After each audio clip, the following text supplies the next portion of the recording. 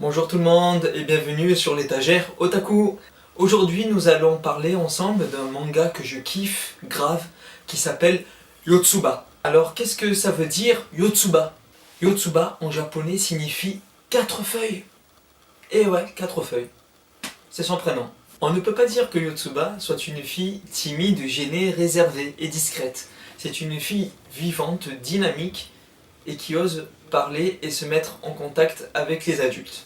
Yotsuba, c'est une fille assez curieuse, c'est une fille qui est assez observatrice, qui a la joie de vivre. Voilà, c'est une jeune fille qui découvre le monde, qui s'intéresse un peu à tout, qui a une analyse très rigolote, qui arrive bien à observer certaines choses.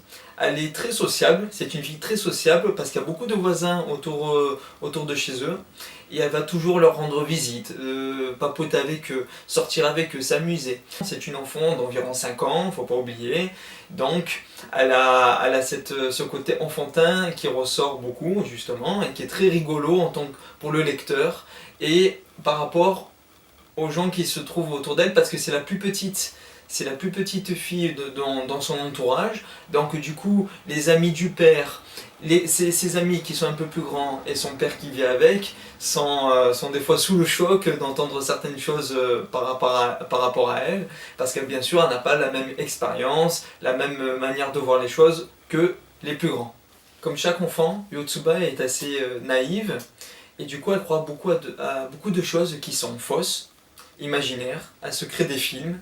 Elle croit beaucoup de choses qu'on lui dit, parce que justement il y a cette influence vis-à-vis de l'adulte qu'elle a.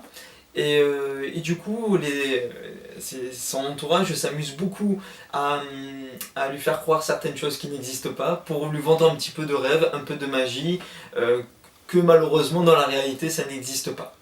Sur le livre, on voit qu'elle a les cheveux bleus, ça fait un bleu-vert, comme un peu Bulma dans Dragon Ball. Ce manga a été fait par Kiyohiko Azuma en 2003. En France, bien sûr, nous avons la version française publiée chez Kurokawa. Du coup, les 13 tomes ont été finis l'année dernière, en 2016. C'est un manga où il n'y a pas d'animé, il n'y a pas de dessin animé, ça passe pas à la télévision. Personnellement, je trouve dommage qu'il n'y ait pas d'adaptation animée de Yotsuba, parce que c'est vraiment une histoire assez dynamique, assez vivant, et je pense que par rapport au personnage de Yotsuba, au niveau de ses expressions, sa manière de parler et d'être, ça aurait été vraiment très intéressant de voir ça en images. Mais malheureusement, il n'y a pas beaucoup de modèles de figurines différentes. On retrouve beaucoup le petit robot en carton qui est dans l'histoire. Et pas assez, je trouve, de Yotsuba, ce que je trouve qui est dommage, puisque c'est vraiment elle le héros de la série. Et voilà, il n'y a pas beaucoup de figurines pour les fans, donc c'est un petit peu, voilà, c'est un petit peu triste. Peut-être qu'au Japon, il y a un peu plus de modèles. Voilà. Voici le premier volume de Yotsuba. Yotsuba est dessiné d'une manière assez simple. Comme en plus c'est une jeune fille, lui on fait la tête bien ronde, un petit peu à la Son Goku, disons entre guillemets. Le père comme ça donne un visage assez enfantin. Sinon le reste c'est assez bien dessiné, je vais vous montrer ça. Comme je vous ai dit, elle se démonte pas devant les adultes. Ce qui est agréable en lisant Yotsuba, c'est que c'est assez facile à lire, bien évidemment. Il y a des dialogues, mais c'est vite lu, c'est assez fluide. Du coup, ça permet vraiment de lire tranquillement sans rester bloqué sur une petite case. Et on enchaîne les pages dans Yotsuba. Il y a plusieurs petites histoires qui sont très intéressantes. C'est vraiment du divertissement, c'est pas vraiment une très grande histoire où il faut gober beaucoup d'informations pour aller de l'avant petit à petit dans l'histoire.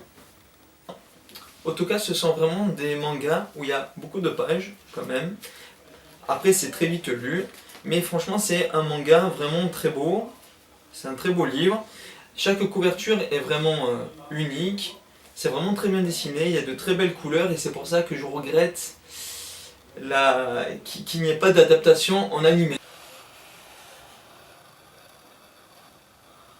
Ce que je trouve intéressant à voir dans Yotsuba, c'est ce contraste, cette différence entre l'entourage qui est autour de Yotsuba qui est adulte, et cette petite fille qui est âgée d'environ 5 ans, et de voir ce décalage de niveau de maturité. Le papa de Yotsuba a beaucoup d'amis, donc du coup il y a beaucoup d'autres personnages qui rentrent en action.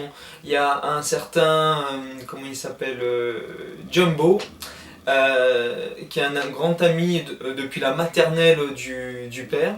Donc il est souvent à la maison avec eux, ils font des petites sorties, et donc du coup Yotsuba, ça lui permet de sortir, de voir autre chose, parce que c'est une fille aussi unique, et après du coup ça lui permet voilà, de bouger, de faire un peu autre chose avec d'autres personnes, et ça la touche beaucoup, et ça lui permet vraiment de s'évader, et de s'épanouir avec eux.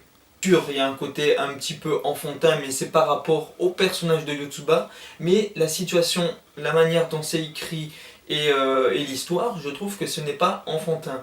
Ce que j'aime beaucoup dans Yotsuba, c'est que c'est un livre vraiment très simple à lire, c'est vraiment pour moi du divertissement, un très bon divertissement.